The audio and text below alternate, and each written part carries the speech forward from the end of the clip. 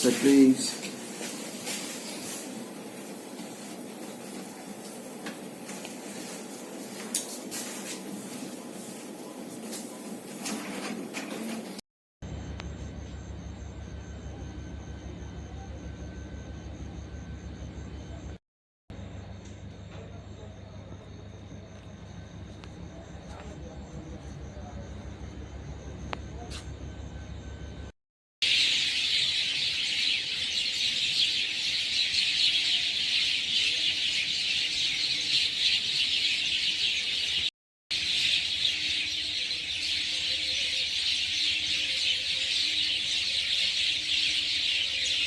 গত আগস্ট থেকে এই পর্যন্ত কতজন বাংলাদেশি এবং কতজন ইন্ডিয়ান টাউটকে আপনারা আটক করেছেন?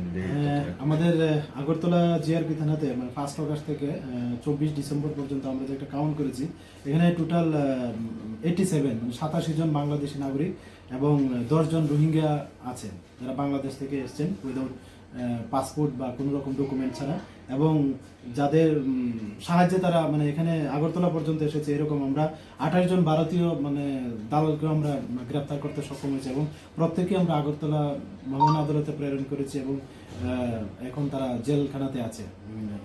এই পর্যন্ত কয়টি কেস রেজিস্টার হয়েছে আপনাদের? 1 আগস্ট থেকে 24 ডিসেম্বর পর্যন্ত আমরা এরকম প্রায় 25টি মামলা নিয়েছি আমাদের আগরতলা জিআরপি থানা। বর্তমানে সবগুলি তদন্ত চলছে এবং কিছু চার্জশিটও হয়েছে এবং যেগুলি বাকি আছে এগুলি তদন্ত চলছে। স্যার, একটা বিষয়, যে বাংলাদেশিগুলিদেরকে আপনারা আটক করছেন তাদেরকে জিজ্ঞাসাবাদে প্রাথমিক তথ্য অনুযায়ী কি স্বীকারোক্তি করছে ওরা?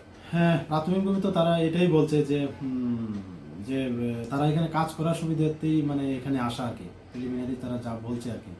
তো আমরা এই বিষয়ে ছাড়াও আমরাও মানে তাদের দফায় দফায় ইন্টারোগেশন করেছি এবং করছি, এখন রীতিমতো করছি।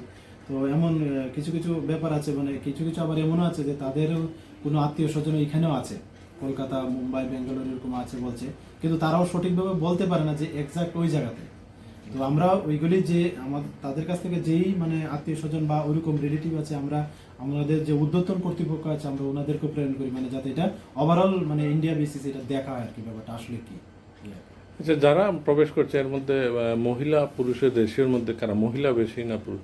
এটা 50-50 না, তবে মহিলার বাঘটা একটু বেশি আমার যা মনে হচ্ছে আর কি, মানে মানে 60-40 এরকম হবে আর কি। Thank you sir.